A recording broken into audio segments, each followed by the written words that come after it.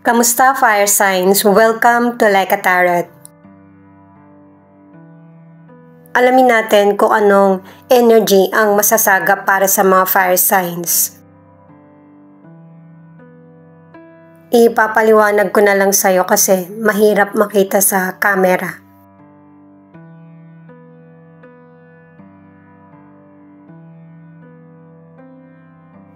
Pinapakita rito yung kalungkutan at saka panghihinayang kasi meron kang person na pinagkatiwalaan pero mali pala yung akala mo.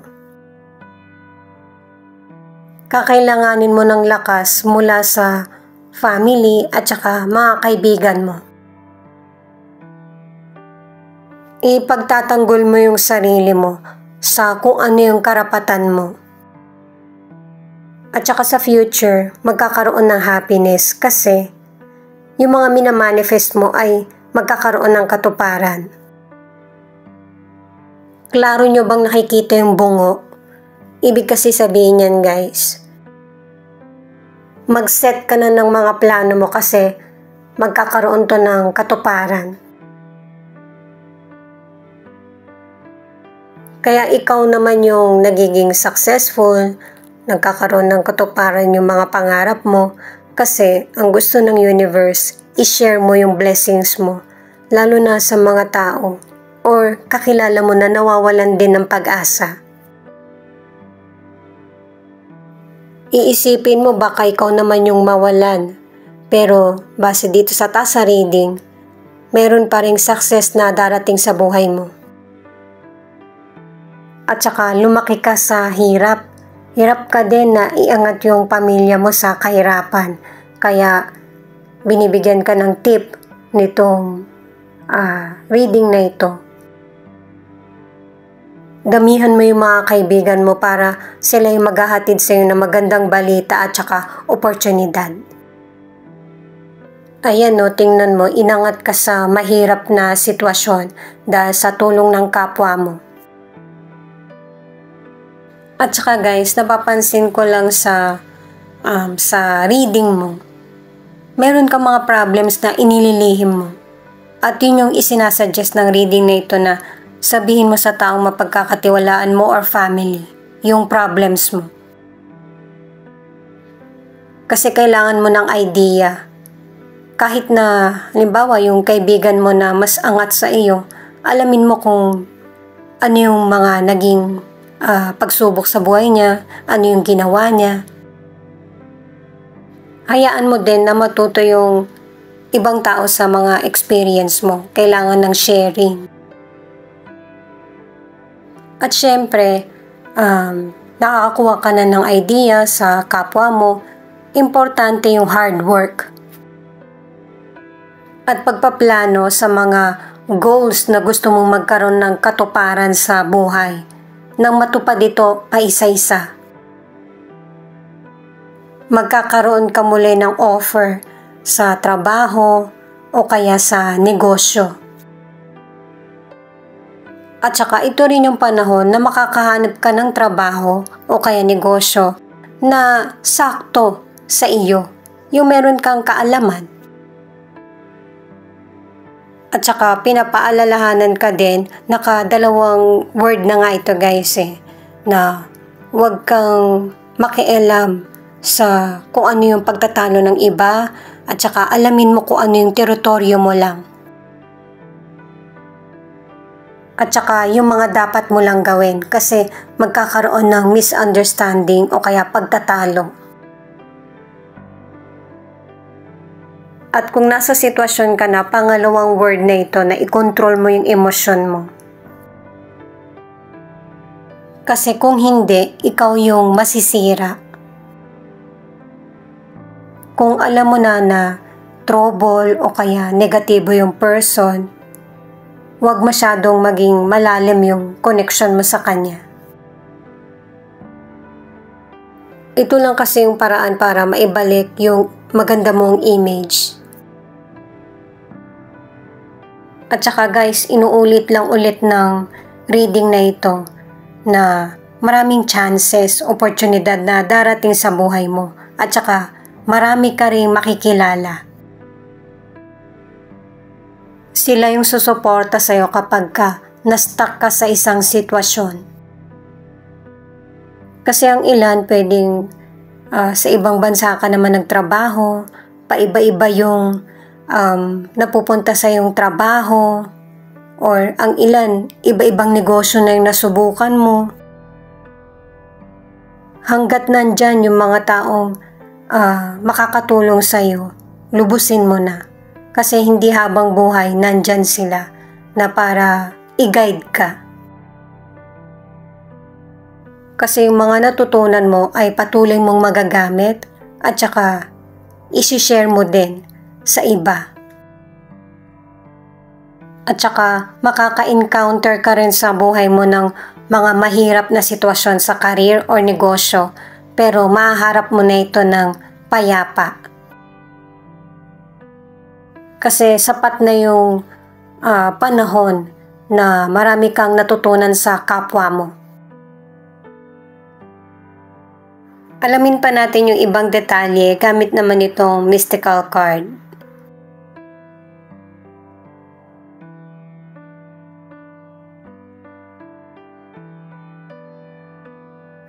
Itong card na ito, merong person na concerned sa iyo.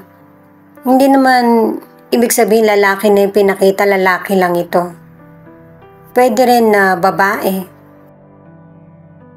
Kapag nagbibigay siya ng suggestion ay fair.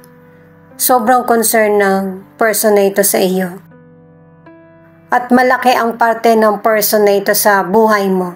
Pwedeng couple kayo, kaibigan mo, or family member. Itong card na ito ay kapareho lang din sa naunang card na walang gender. Na kahit na babae yung ipinapakita. Depende sa nanonood.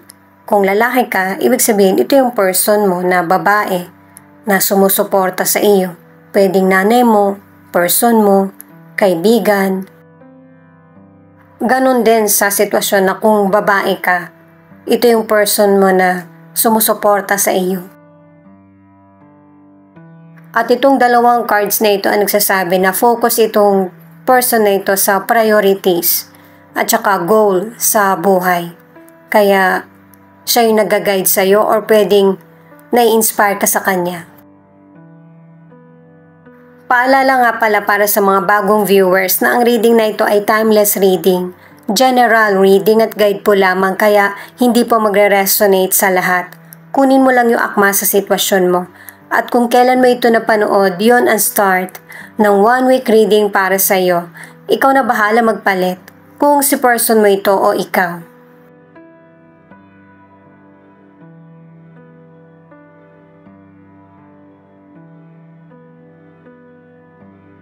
Queen of Cups, the Star in reverse, at the Empress. Ito yung family member, kaibigan, or person mo na gustong tulungan ka.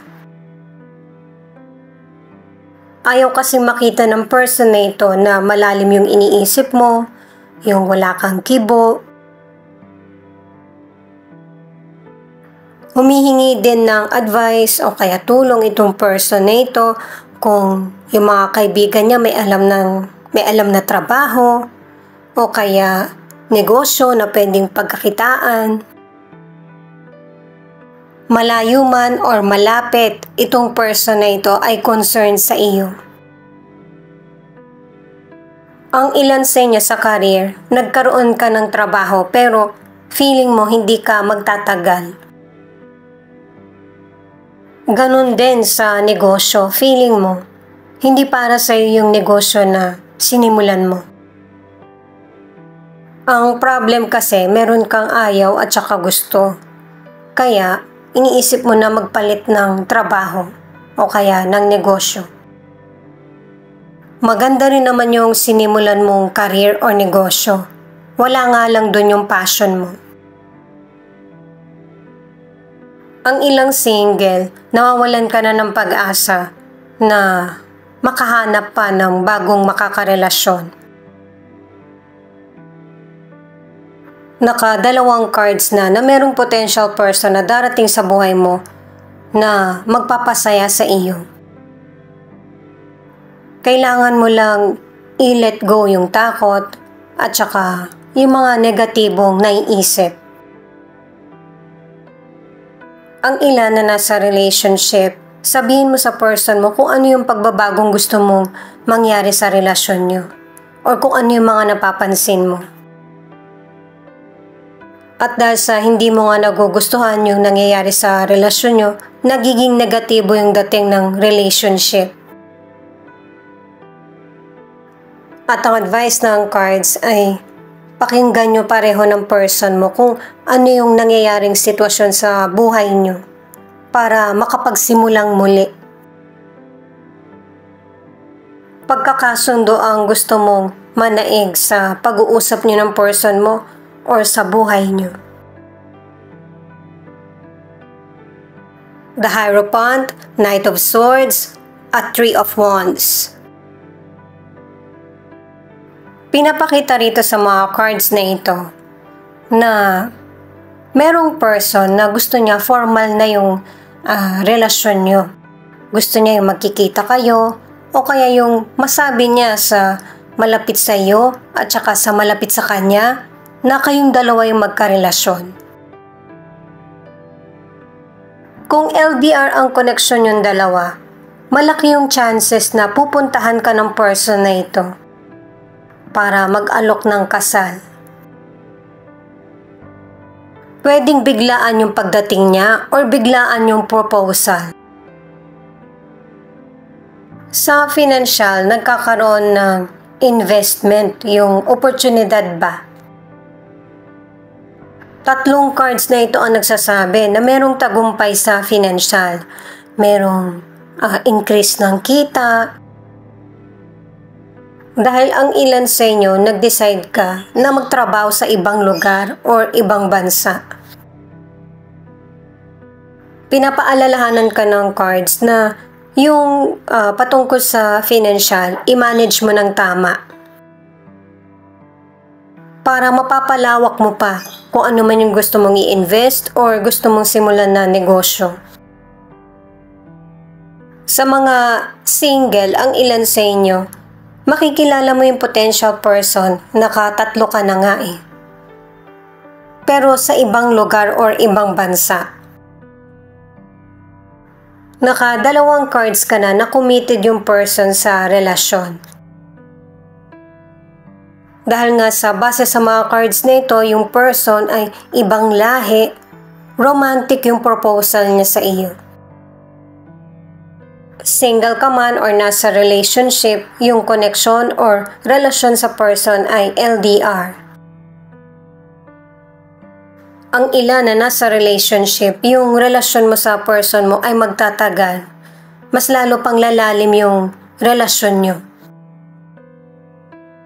Hindi habang buhay LDR ang relasyon nyo ng person mo. May posibilidad na siya yung pupunta sa'yo or ikaw yung pupunta sa lugar niya na para magsama kayo.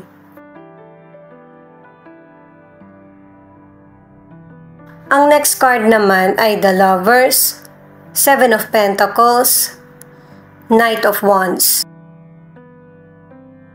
Nasabi na sa mga naunang cards na may taong susuporta or tutulong sa'yo para makamit mo yung tagumpay sa buhay. Nakamit mo yung mga pangarap mo na gusto mong magkaroon ng katuparan. Napatatag mo din ang connection mo sa kapwa mo, sa person mo, or sa family. Para sa ilan sa kalusugan, nagkaroon ka ng sakit pero ang isa sa nakakatulong sa iyo para mapahupa yung nararamdaman mo ay yung suporta ng family at saka yung pakikinig mo din sa advice ng doktor or ng professional. May ilang person na namayat, nakadalawang cards na kasi para sa pregnancy. Pwedeng hindi ka hiyang dun sa pagbubuntis mo. At saka maging alerto rin sa paligid para hindi ka ma-injury or hindi magkaroon ng aksidente. Para sa ilang single, makikilala mo yung person sa trabaho mo o kaya sa ibang lugar or ibang bansa. At simula nang makilala mo yung potential person, nagkaroon ka na ng idea kung anong relasyon ang gusto mo sa future. Sa mga nasa relationship naman, ikaw at ang person mo, happy yung relasyon nyo. At saka ang tingin ng person mo sa'yo, ikaw na yung soulmate niya. At itong 3 cards na ito ang nagsasabi, gusto niya na magtagal yung relasyon nyo. At pareho nyo tong pinagsusumikapan na ito yung mangyari sa inyong dalawa, yung panghabang buhay. Alamin naman natin kung ano yung message ng person mo sa iyo or yung sitwasyon na kinakaharap nyo ng person mo. Kahit na patungkol ito sa person mo, dahil sa connected ka sa kanya, ipapakita rin kung ano yung nararamdaman mo. I-add ko lang para sa mga single or nasa relationship, merong person na mahal ka nung person pero nagkaroon siya ng choices. Ang pinili nung person ay yung career. Kaya ito yung nagawa nung person kasi ang tingin niya ito yung kakulangan sa buhay niya. At kung niloko ka man ng potential person or person mo, meron talagang commitment issue itong person na ito.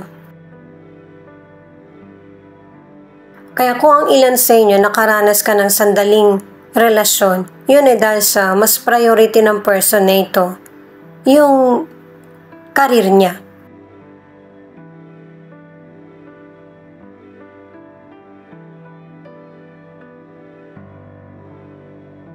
Pwedeng pareho kayo ng person mo na nag-iisip ng kung ano yung mga mangyayari sa future or sa pagkikita nyo.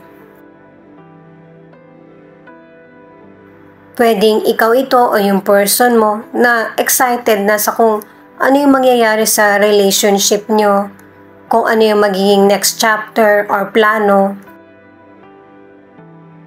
Di ba nga may person na magpaplano magkaroon ng pamilya? Yun ay dahil sa gusto nga magkaroon ng matatag na relasyon or connection sa iyo. Hindi lang yung career ang secure, pati na rin yung pagmamahal ng person. Pasensya na guys kung umuulit lang tayo kasi paulit-ulit din yung person mo or ikaw sa naiisip mo patungkol sa patutunguhan ng relasyon nyo. Kasi pareho na kayong aware kung ano yung importante at dapat pahalagahan. Nabanggit na rin kanina kung ang ilan sa inyo natapos yung relasyon mo o nagkaroon kayo ng problema, nagkakaroon na ng healing. Kumbaga, nire-release na yung mga negatibong energy na naiisip o nararamdaman. Mabuti man ang relasyon mo or hindi, kailangan mo yan yung healing para ma-cleanse yung kaisipan mo at saka nararamdaman sa positibo. Siyempre, para sa ilan, hindi naman agad-agad yung healing magaganap sa buhay mo. Ikaw lang naman kasi yung makakapag-control kung ano yung papatuloyin mo or pahihintulutan sa nararamdaman or isip. Ito yung wag mong isipin na trap ka sa situation. Kasi lahat tayo may kalayaan na magdesisyon para sa sarili. Katulad nga ng sabi ko sa ibang reading, nasa isip lang natin ito na feeling natin trap na tayo sa situation, wala nang pag-asa, pero meron naman talagang pag-asa. Kasi yung kasagutan na hinahanap mo ay nasa sa iyo din. Alamin naman natin yung final card mo.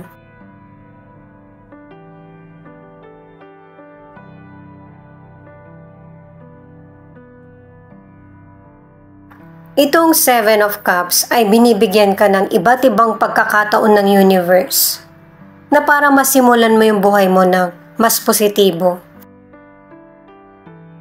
Pero hindi mo to magagampanan ng tama kung iniisip mo pa rin yung mga nangyari sa nakaraan. At kung ano man yung mga bagay na gusto mong mag-heal, ay unti-unti ka nang makaka-move on sa buhay mo. At saka yung mga pinapangarap mo, sinisimulan mo ng aksyonan. Mas merong magandang dulot sa buhay mo na ito yung binibigyan mo ng atensyon. Yung mag-grow ka at magkaroon ng improvement. Siya nga pala, thank you sa mga nag-like, share, comment, and subscribe. Ingat po kayo palagi saan man kayo naroon. Ito naman yung ilan sa zodiac sign na nangunguna sa reading na ito. Sagittarius, Gemini, Libra, Cancer, Aries at Capricorn. Pwedeng hanggang dito sa charms makaresonate ka o kaya hanggang sa mga tarot cards lang. Ito naman yung mga letra na posibleng andito yung letra ng pangalan ng person mo. T, D, I, S.